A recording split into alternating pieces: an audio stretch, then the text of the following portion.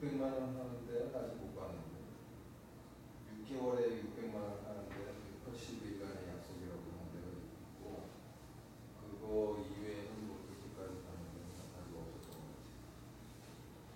같아요. 그 나눠가지고 300만 원씩 받기는 하는데요. 뭐 600만 원 정도 받아요. 어디 얘기하시는 거죠? 80일간의 약속이라고 그러는 저기 학원 그 같이 하면서 KTM. 네? KTM 그런 데는 학원이고, 네, 그런 데는 그 거기 바로 옆에 또 학원 하나 있잖아요. 나우엔 아카데미. 네, 거기는 그냥 학원이고 상품도 같이 예, 그런 데는 레벨이 더 낮고요. 교육 레벨이 더 낮고 그래서 뭐 그런 데는 180만 원 받아도 충분히 받는 거죠. 그런 데 말고 개인 인큐베이팅을 해줘요. 전문가가 실질적으로 자기 매출이 뭐 매도 되는 사람들, 그런 사람들이 그 노하우를 이렇게 안 가르쳐 주는데 그걸 좀 그쪽으로 모색을 하기 위해서 하는데 나중에 그 필요한 저한테 의뢰를 하면 제가 연결을 해드릴게요.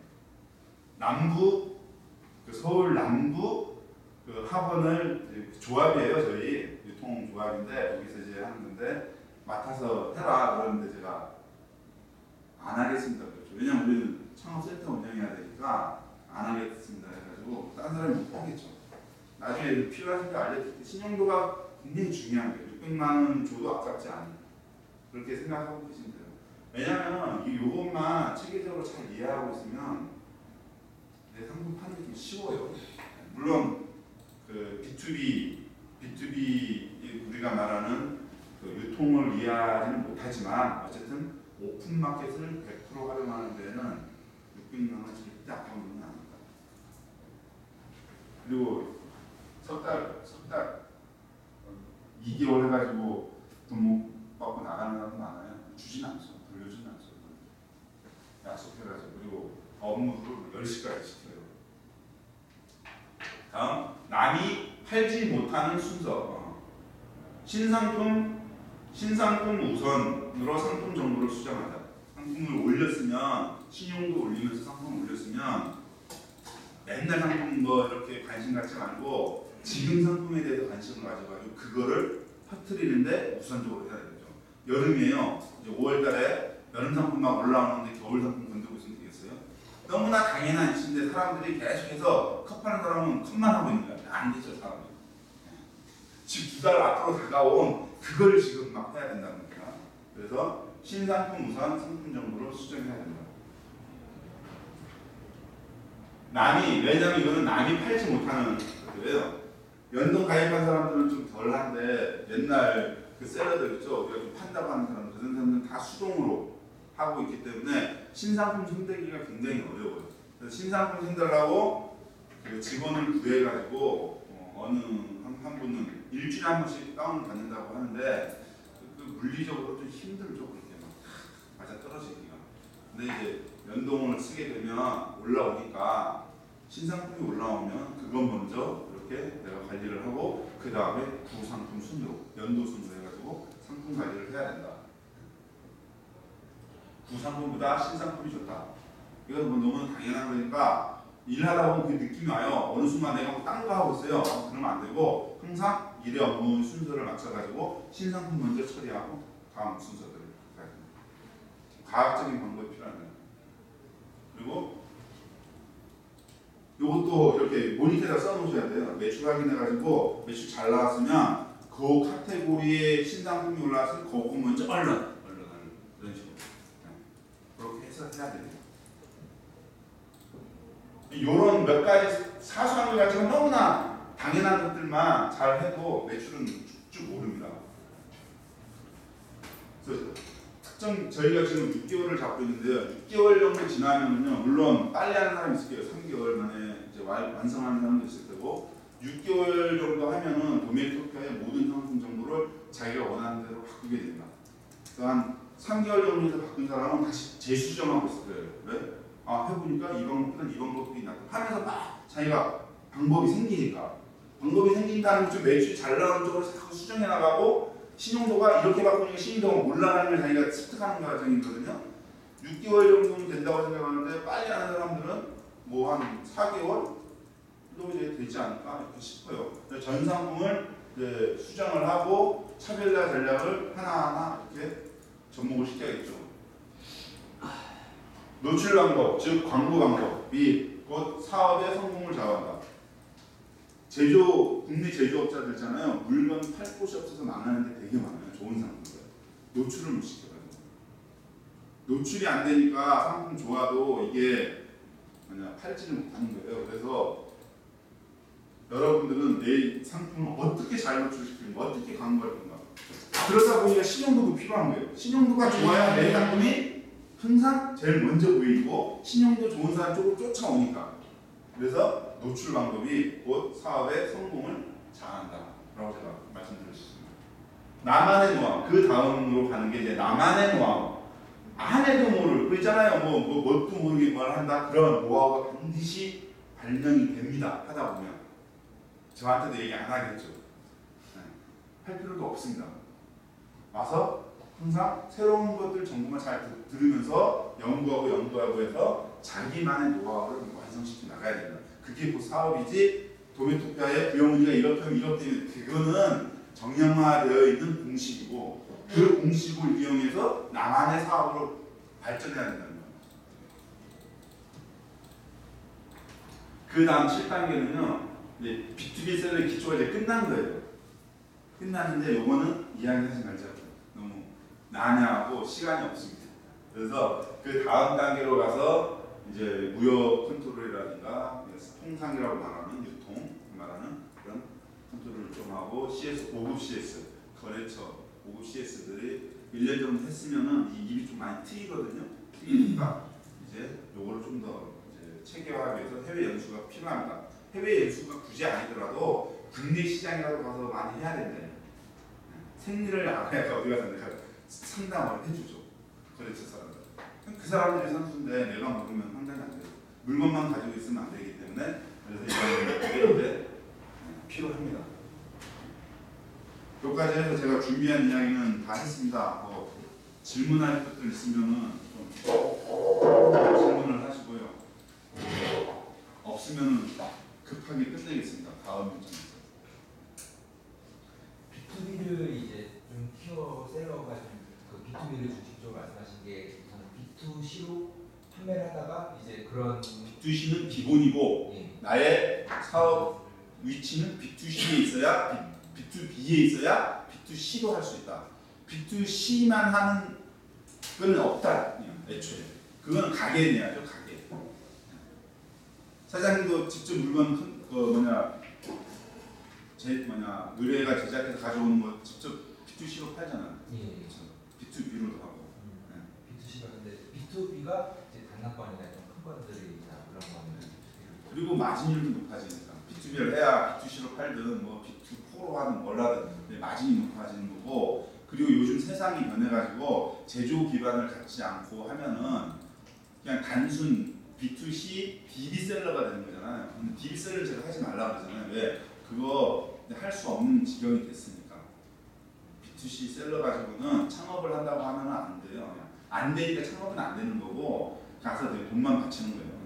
B2C 그 DB셀러 말씀하시는 게 이제 상품을 그냥 오픈마켓에 등록만 하는 그런 오프라인 판매하실 분들은 등록만 하는 효과를 누리고요. 오픈마켓 판매하실 분들은 등록해서 좀 더 연구를 해야죠.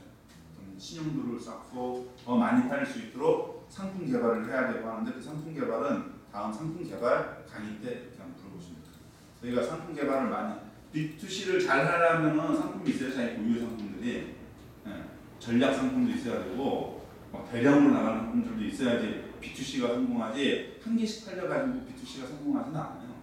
예를 들면 선풍기 오픈마켓에서 한 여름에 한 2만 대씩 팔아야죠. 그래야 B2C 제대로 한다고 하죠. 2만 대씩 팔려다 보니까 B2B가 되는 거예요.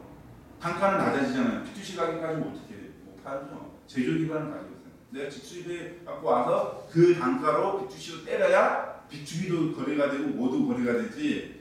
뭐 화곡동에 있는 선풍기 갖다 서 팔아봐요. 깜다고 하죠. 고객들한테 가격 자체가 많이 안 되잖아요.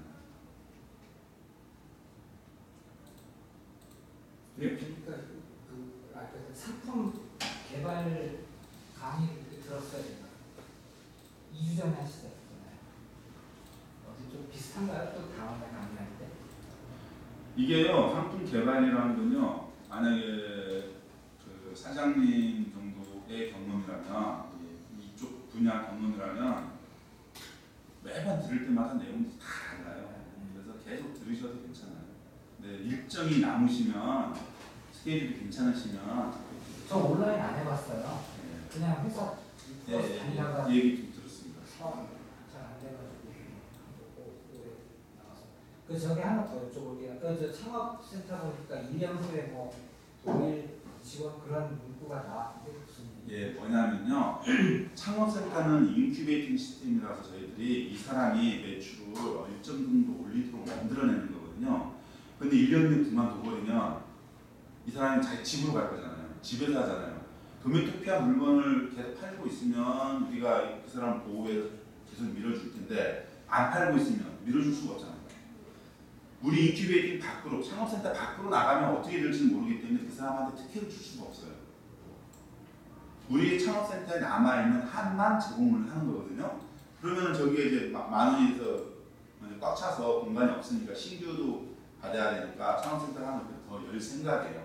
최대 3개까지 열 생각이에요. 그 이상은 열진 않고요. 그래서 이 사람들한테 이 창업센터를 이용하는 한 1년 과정이 지났다 하더라도 똑같은 혜택을 초기에 받았던 혜택을 그대로 주는 거죠.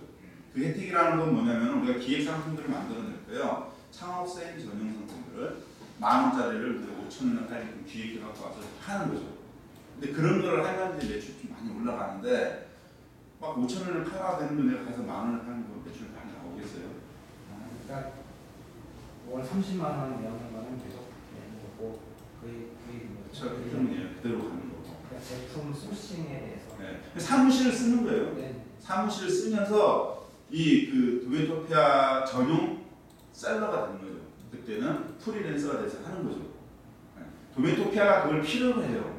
여러분도 도메토피아를 필요하지만 도메토피아도 그런 전문적인 셀러를 필요로 하기 때문에 우리 거래처를 나눠주는 거예요.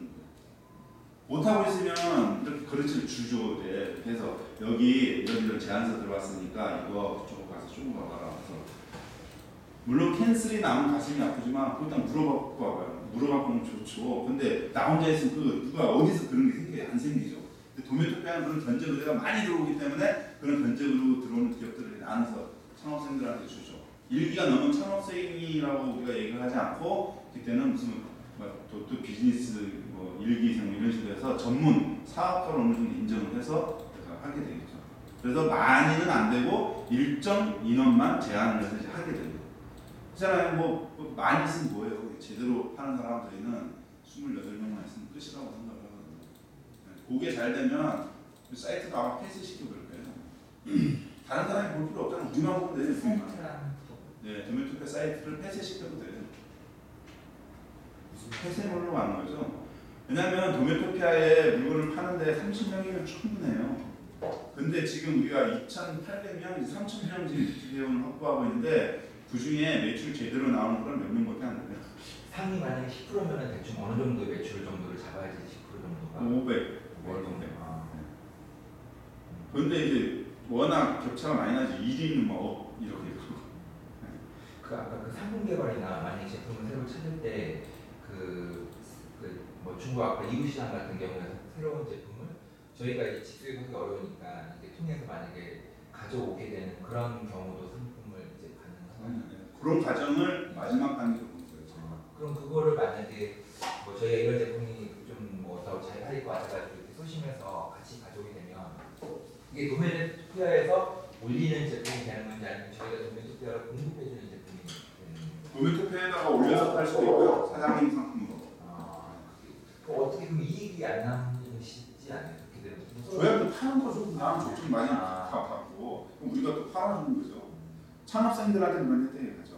브랜드 개발이라고 해가지고 PB 상품 개발이라고 해서 저희 회사가 쌓아놓은 노하우들이 있어요. 같이 이렇게 공장이라든가 전시관이나 쇼를 가서 쇼를 같이 관람하면서 자기가 뭘 해보고 싶으면 저희가 이거 좀 컨트롤을 해줄 거 아니에요. 이거 해보자. 양이 뭐 신인 예로 한 콘테나 사야 된다. 그럼 자기가 못 파니까 창업생들한테 나눠주는 걸 팔라고.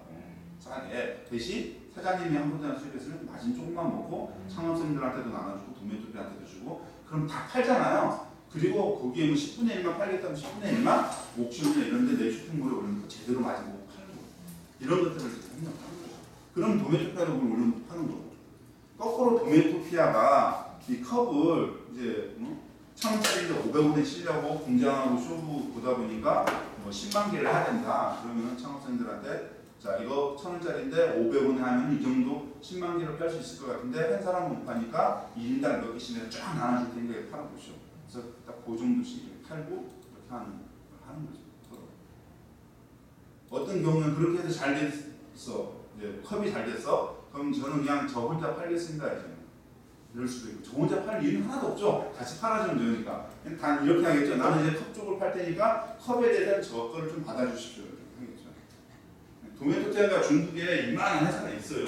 저는 여기서 저희 직원들이 참석을 하니까 내가 창업성이 나는 들어가서 상품 선택해서 던져주고 이쪽에서 포장하고 뭐하고 디자인하고 해서 이쪽 창고로 입고시키는 거거든요. 그럼 나는 중간에서 전산망을 가지고 전산망에서 영업도 하고 재고관리도 하고 하는 거죠. 내가 컨셉부터 판매까지 모든 게 전산화되어 있고 그 물류 시스템이 되어 있으니까 나는 그 가운데서 그 모니터를 가가면서 이제 사업을 하는 거예요. 카드는 네. 왜냐하면 뭐 돈 없다기보다는 나눠서 내야 되니까. 어제 그리고 하시려면요 자본금 500이 있으셔야 돼요. 통장에. 네. 보여주셔야 돼요. 물건 나가는데 돈 없으면 이분이 난감해요. 난감해서 저희는 1,000을 하려고 했는데 이제 한 달에 전 1,000만 원씩 팔자. 그래서 1,000을 하려고 했는데 그것도 많잖아요. 그래서 어쨌든 한 달에 502번은 돌려줘야죠. 1,000만 원씩 팔아줘야 그래도 한 150 정도는 매출이 나와줘야 수익이 나와줘야 내가 여기 앉아서 계속해서 하면서 다음은 모색하고 다음 모색하니까. 그래서 그런데 이제 자본금이 뭐 줄어들어 버리고 하면은 힘들어지더라고요. 초기에는 막 매출 많이 나오는 게 좋은 것 같은데 중요한 건 매출 나와도 감당 못해요. 돈 없어서. 당장은 차비라도 나와야 되고 당장은 집에 생활비가 나와야 되고 조금 더 하면은 이제 술값 좀 나와야 되고 이런 식으로 하는데 처음에는 자기 용돈 가지고 하고 이익은 전부 다 자본금을 계속 축적시켜 나가줘야 한 5개월만 축적시켜가지고 1,000만 원 되면 그때부터는 남는 돈 좀 쓰시고 이러면 되는데 경제적인 것도 저희가 상업센터에서 차근차근 1대1로 상담하면서 맞춰갈 거예요. 자 그러면은 여기서 마치겠습니다. 뭐 질문 없죠? 수고하셨습니다.